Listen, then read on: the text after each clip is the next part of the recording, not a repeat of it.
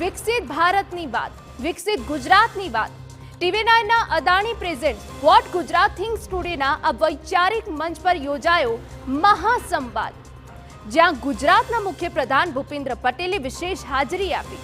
TV9ના વૈચારિક મંચ પરથી સીએમ ભૂપેન્દ્ર પટેલે ભારતના વિકાસમાં ગુજરાતના સિંહફાળાની વાત કરી.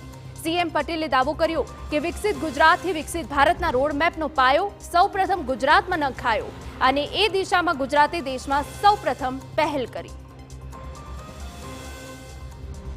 જ્યારે દેશમાં ગ્લોબલ કોમ્પિટિશન નહોતી ત્યારે માન્ય નરેન્દ્રભાઈએ ગુજરાતમાં 2003માં વાઇબ્રન્ટ શરૂ કર્યું. 2003માં વાઇબ્રન્ટ શરૂ કર્યું અને ગ્લોબલ પ્લેટફોર્મ અહીંયા ગુજરાતમાં આપ્યું અને એનો આજે લાભ આપણને અહીંયા મળી રહ્યો છે. આજે આપણે વિકસિત ગુજરાત વિકસિત ભારતની આપણે વાતો કરીએ છીએ તો એની આપણે આગળ કેવી રીતે વધાય? હંમેશા માન્ય નરેન્દ્રભાઈએ જે કોલ આપ્યો એને સૌથી પહેલો ગુજરાતે ઉપાડીને આના આગળ વધાર્યો છે.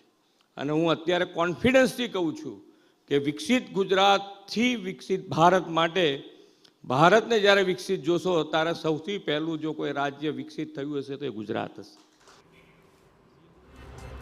તો TV9ના મંચ પરથી સીએમ ભૂપેન્દ્ર પટેલે વિકસિત ગુજરાતની વાત કરી.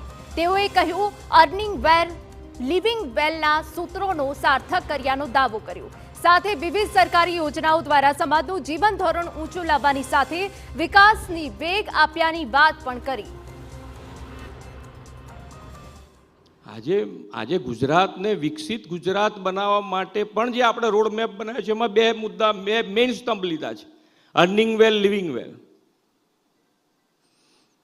અર્નિંગ વેલ, લિવિંગ વેલ. અર્નિંગ વેલમાં પણ અત્યારે જો ઇન્ફ્રાસ્ટ્રક્ચરથી માંડીને ઇન્ડસ્ટ્રીઝથી માંડીને દરેક પોલિસી, નવા સેક્ટર જે ઉભરતા ક્ષેત્ર છે એની અંદર ગુજરાત સરકારનું પૂરેપૂરું ધ્યાન છે.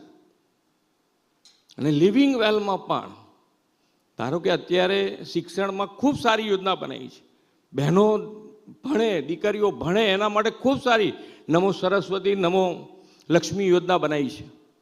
સાયન્સમાં ભણે તો દીકરીના બંને લાભ મળે, નમો લક્ષ્મીનો લાભ મળે, નમો સરસ્વતીનો લાભ મળે. 50,000 રૂપિયા આપે છે અને એકમાં 25,000 રૂપિયા ટોટલ આપીએ છીએ.